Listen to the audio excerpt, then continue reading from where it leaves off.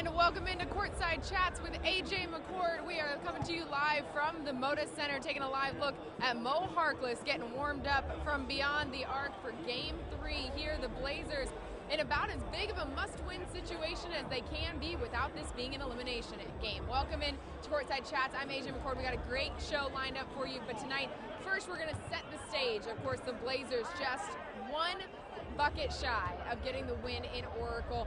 114-111, the final of Game 2, and it forced the Blazers into an 0-2 hole coming into this Game 3. The Blazers really in a must-win situation here tonight at Moda Center, and the players are more than well aware of that fact. In fact, they're talking a lot about what they want to do differently, but they're saying, you know what, we were so close, and it is kind of crazy to think about how differently the mood is between what it could have been in Game 2 and now going into Game 3. The Blazers one bucket and one stop, really shy of walking away in a 1-1 tie. Instead, they're in this 0-2 hole and feeling all the pressure they should in this Western Conference Finals. I can guarantee you this Moda crowd is pumped up and absolutely ready for this Game 3 here at Moda, the first time in 20 years that they've had a Western Conference Finals game, and this crowd is ready to go. Now, one of the highlights from Game 2 for the Blazers was Seth Curry's play on his brother, Steph. Steph had 4 steals, all 4 of them on his brother. He talked about the insight he might have into his brother and the Warriors game after that Game 2 loss.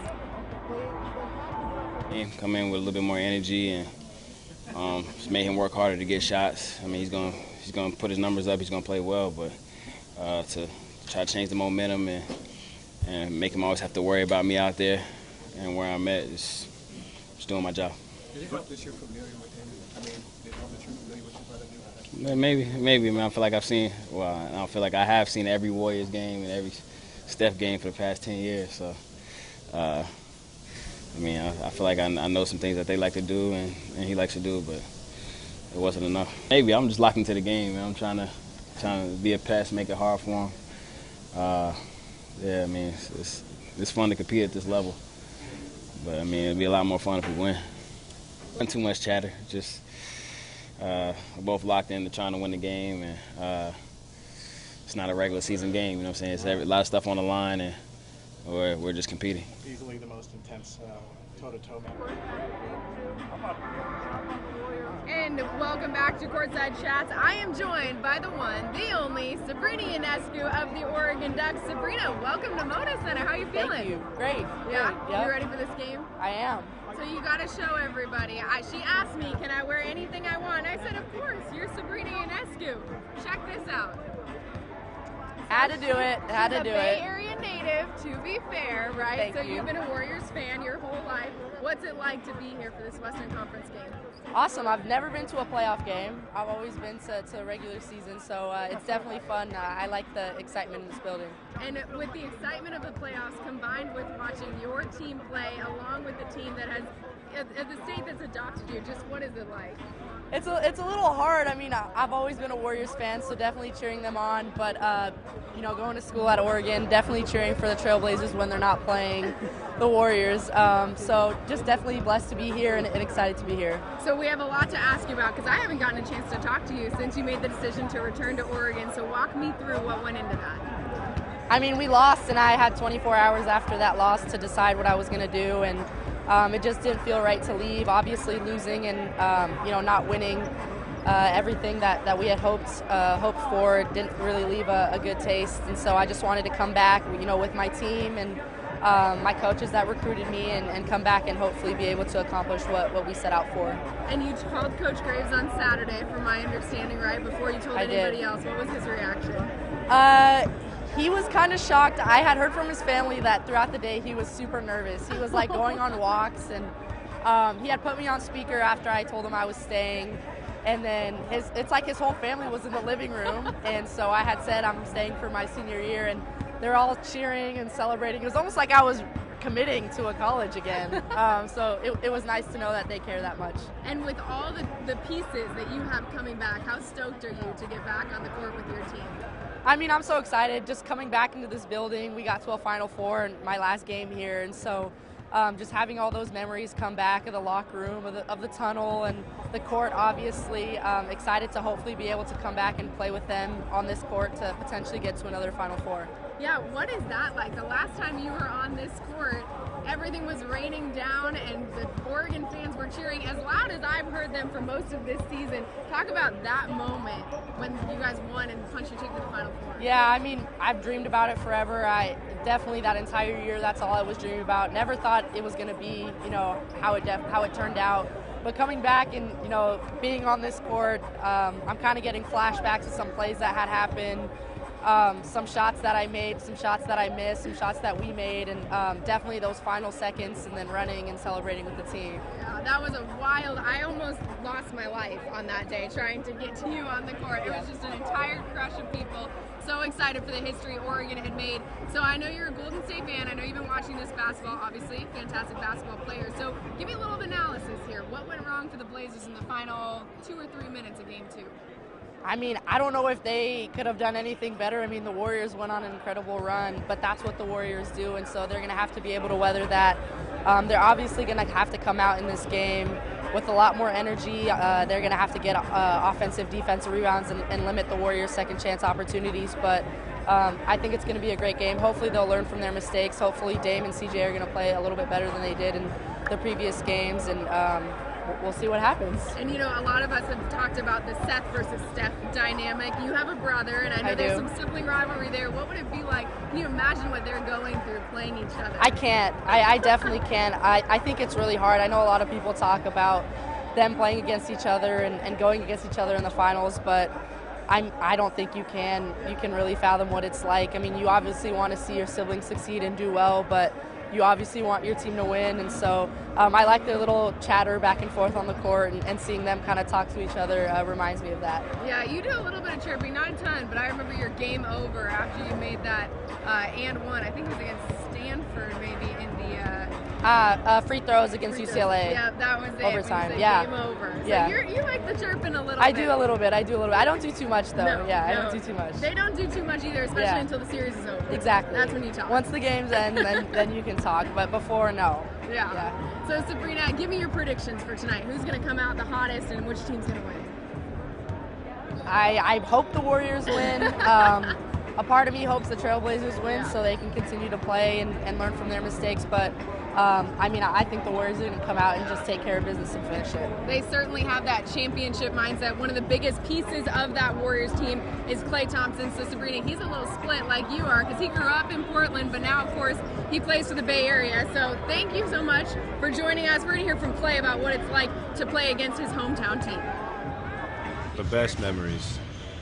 Going to the Rose Garden was so much fun to go to as a kid. I remember I was so lucky. I was able to meet Michael Jordan after a game in 1998, and I was really shy at the time. My dad took us back there. I got to meet Michael and Scotty, and I seen the footage of it, and that's probably my favorite memory.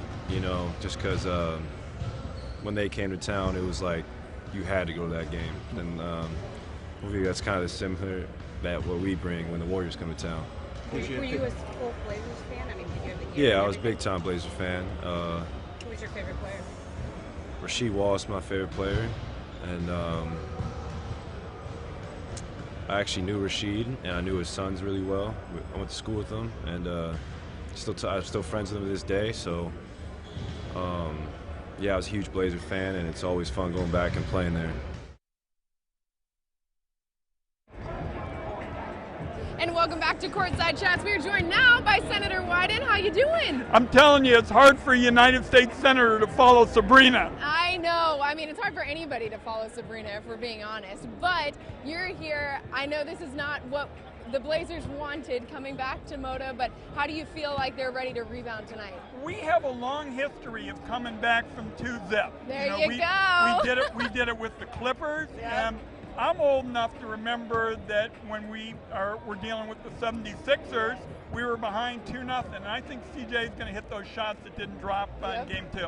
Yeah, and it wasn't just CJ. I mean, there was some defensive things that seemed to fall apart. But how encouraged were you as a Blazers fan between games 1 and 2, the adjustments that were made? I think it was clear we outplayed him, and Steve Kerr recognized it. I mean, Steve Kerr basically said he was lucky to get out of there with a win. And, you know, the fact is that we are ready for them now. We're going to be rocking this place.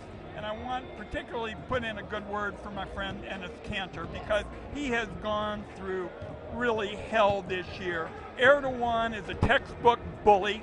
When a bully tries to come in and push around somebody in Rip City, we push back. And let me tell you, I mean, it was clear that he's putting pressure on his dad. He wouldn't let Enes get a greeting to his mom on Mother's Day. They won't show the games. And tonight at some point, I'm going to start a chant. We're with Enes. So nice. Be listening. Okay, so everybody, if you're coming to the game, that's what you're going to have to try and do. We're with Enes tonight. So since I've seen you, you also have tried to reach out to the Canadian Prime Minister, I believe. Tell me what happened. I'm actually encouraged by the response from the Canadians. Nothing official yet, but they understand that this is a basic human rights issue. It's a First Amendment issue.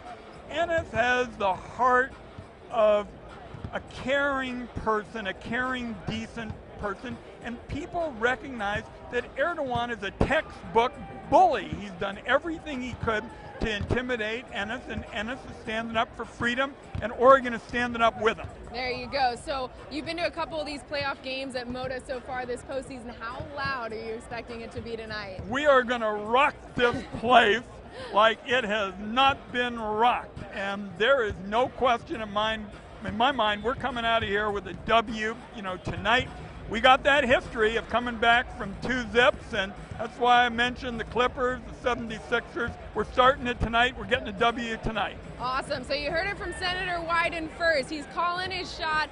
Blazers get the win tonight. The Blazers got back to Portland yesterday and talked about their mindset heading into Game 3. Take a listen. I think we're a confident group, you know, regardless of what we've experienced in the past. You got to be confident in yourself, and I think that past experiences help, but this series is a little different. You know, the team we're playing is different. The execution that we have to have down the stretch is different, but I like where we're at right now, and I think that, you know, coming home will be good for us. I'm in a good space. I mean, obviously, we look at last night and, you know, we let one get away. Played much better in the second game than we did in the first.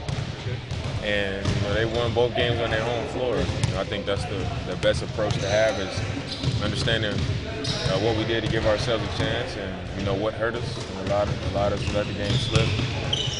But now we just got to, you know, protect our home floor like they did.